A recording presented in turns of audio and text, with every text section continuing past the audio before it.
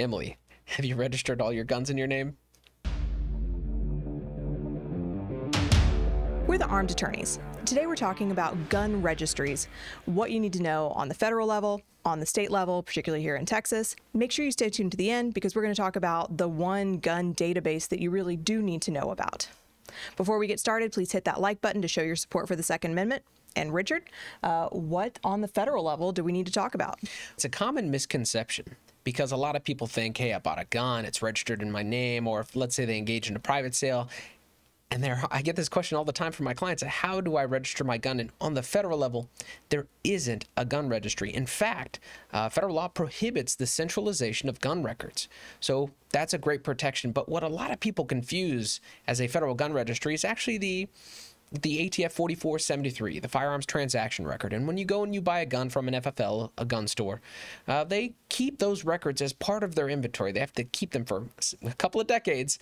And if they close down, they have to turn them over to the ATF and the FBI. But those aren't centralized in any type of database. And so knowing we don't have a federal database, we have to then look at the states. And some states do have gun registries. And so if you live in a state that has a gun registry, this really doesn't apply to you as much, but most states do not have a gun registry. And let's start by way of example, let's talk about Texas, Emily. Yeah, and I'll just go back for a second and say, just because those 4473s do not a registry make does not mean they're untraceable. I think we all know, we see all the time, firearms are, perhaps sold in a way that you shouldn't have sold them. We Show have up people next to a dead politician in Mexico. Yeah, our clients encounter these sorts of issues, and if your name is on that 4473, law enforcement will trace it back to you.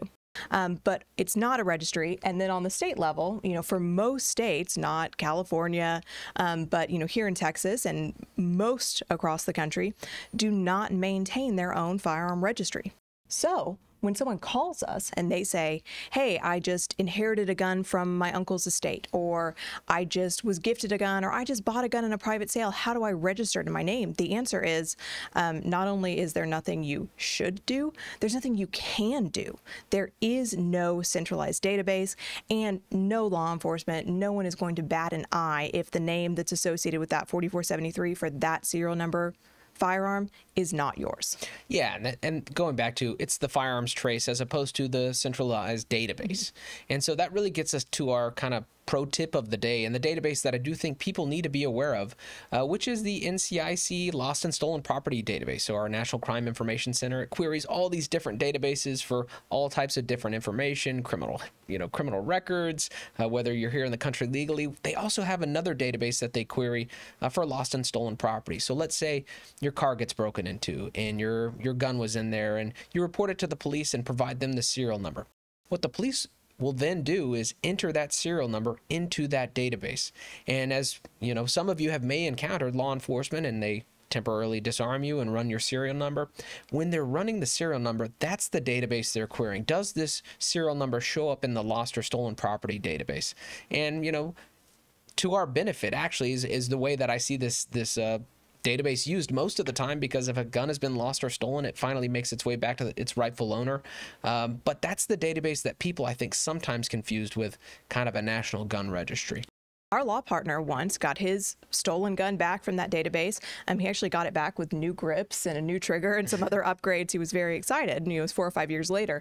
But yes, it really is something that's beneficial to gun owners if that firearm is lost or stolen.